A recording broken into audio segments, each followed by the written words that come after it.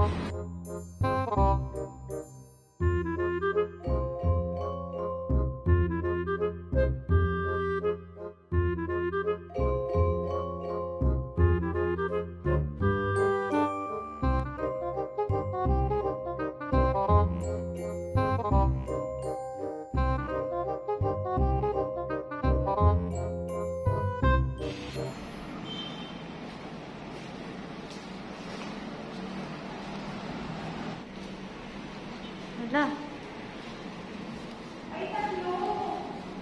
Tatlo CR? May CR dyan?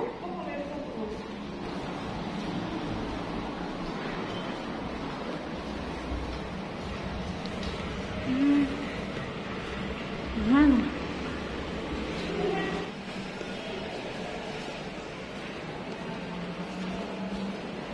Ito common. Ito ate. Pwede ata tong ate laundry room, tsaka pwede pa ata ate. O, ilan na lahat siya? Tatlo. I think this one is ate room.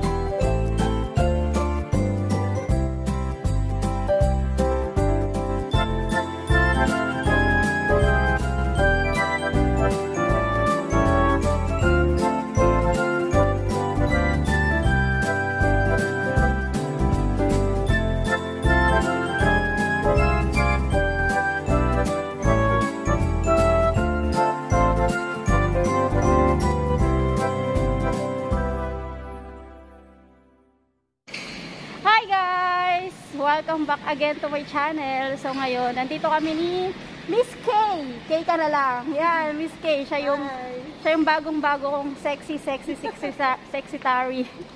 Ayan, siya yung nag-asikaso lahat ng mga papel ko. Tapos kapag pag may mga inquiry kayo, siya na sasagot. Ganon. Si Miss Kay. Yan.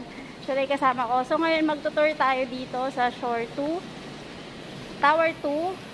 Dun sa dalawang na-furnish ko. Tapos mamaya, ipapakita ko sa inyo dito sa Shore 2 Tower 1. Yung nabenta kong unit na social, na yung balcony nun glass.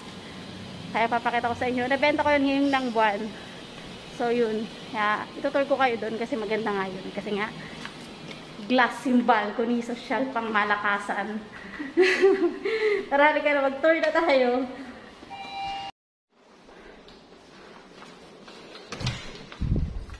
Ito isa.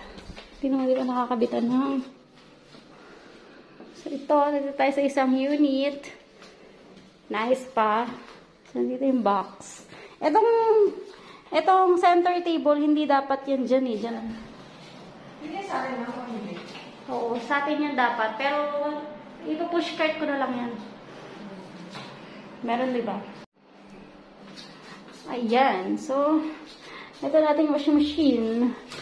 Washing machine. Doon pa sa loob. Mas yung heater, dyan na. Alam naman nila lagi yung ano ko eh. Yung nilalagay ko. Yung mga box. Next time, itatapon na yan. May aircon. Yung sa inyo din, di ba? Ayan. So, sa 9th floor naman kami. Tingnan natin yung 9th floor. Ayan. So, madaming workers dito sa likod ko. Mga stay-in sila dito. Kaya minsan, pag may nag-furnish, tapos makikita nila yung mga karton, kinukuha nila. Kasi daw, hinihigaan daw nila yun. Kaya, ganun. Kaya binibigay ko yung mga karton sa kanila. Yan. Dito tayo sa isang unit.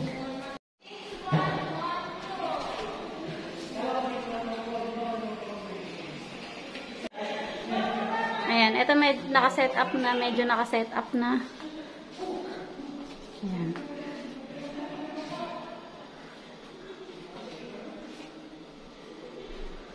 Yan. So, ganito rin. Parehas lang din. Di ba? Dito na sa taas.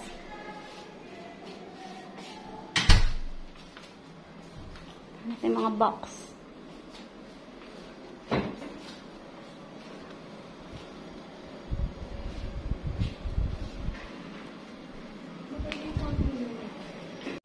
Bagay, ano lang naman to eh. Hindi talaga siya front ano. So, yan. Nandito kami sa 4th floor. Medyo madilim dito. 417? Oo.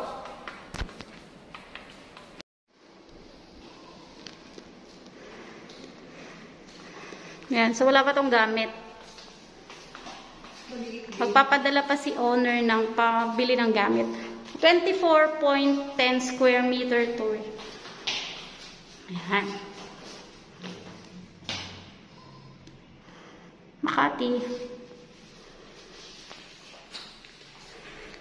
Yung katabi naman, 417 to. Yung next naman, 415.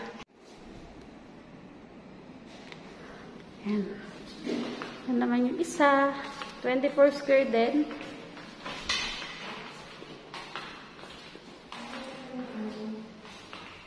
Parang pili ko malapad to. Yan. Yan, parehas. 415, 417. Parang pili ko mas malapad to. No? Oo, mas malapad. Iba din yung setup na si ano yun. Ay, ba? Ay, 27 siguro to. Ay, oo, 27 to. Ayan. It's the direction yung sa Bili, 27 ata itong malaki pala itong 417. Ayan, so malaki pala itong unit na to. I think nasa 27 to 28 square siya. Kasi yung curtain rod para sa CR, pa L-shape. So ayan, mag-L-shape tayo ng curtain rod.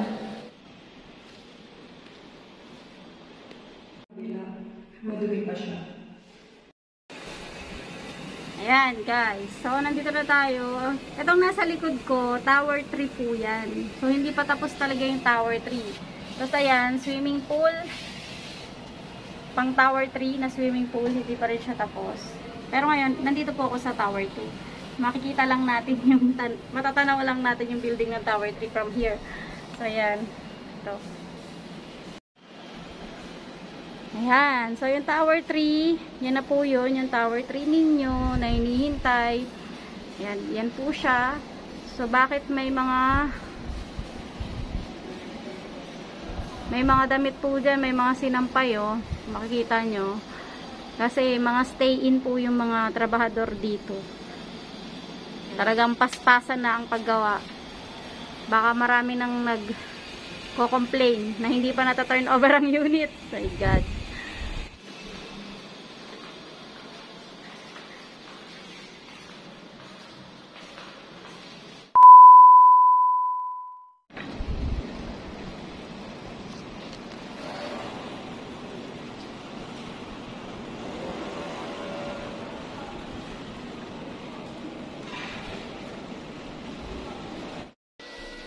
So, ayan guys, nandito na kami sa unit na kakabenta ko lang. Ito lang, mainit-init lang makakabenta. So, ayun, napakaswerte nang nakabili nito. Kasi good deal siya. Tsaka, yung balcony niya is glass. Ayan. So, actually, dalawa to na binibenta, magkatabi siya. Nung nag-view yung client ko, gusto niya bilhin dalawa. Yan, social, di ba? Pero, isa lang ang binibenta ng owner. So, sabi namin, next time, kapag gusto niya ibenta yung another one, sa amin na lang ibenta. Ayan, so, tutur ko na kayo dito. This one is 27.67 square meter. Ayan po, Tower 1, nakaharap po siya sa dagat, tsaka sa Makati and Manila. 180 degree view. So, tutur ko na kayo dito. Na, ano ko na siya, na semi-furnish ko na siya kasi gusto na ng owner pa rin. Tapos, ayun, bibilan ko na lang siya ng bed, tsaka ng sofa. So, ayan na.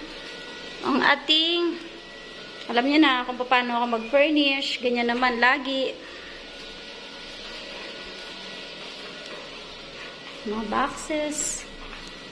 Ayan. So, ito, yung orange na yan, yung water sprinkler yan. So, kailangan tanggalin yung orange. Saka itong red, kailangan tanggalin pang ano yan, fire detector. Ayan. So, ito na. Curtain. At ang ating view. Bakit ganito daw? Oh, napakagandang view. Dagat. Oh, ang taas ng araw. Oh, sakit sa mata. Okay, sa gilid tayo. Tapos ito yung Makati sa likod. And dito sa kabila, Manila. Balcony. Tapos road. Yan, wala ka ng obstruction dyan. Tapos yung parking nandito.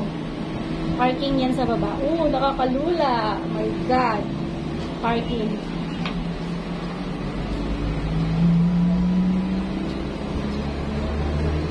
Diba? Social. Glass. Kasi nasa gilid tayo. So, kaya yan glass. Nasa gilid kasi tayo. Mga bus. Ayan o, pinapantay na nila yung lupa dyan. Siguro maitatayo dyan or what? Pinapantay na nila.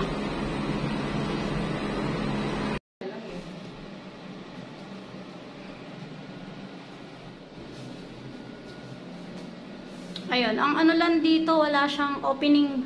Ito, walang opening yung wall dyan, papunta sa kabila. So, malamig naman yung aircon. Kaya naman ng aircon. Basta naka-open yung sliding door dito, so kaya siya. So, ito yung nabenta ko. Sa mga gustong bumili, bili na po kayo.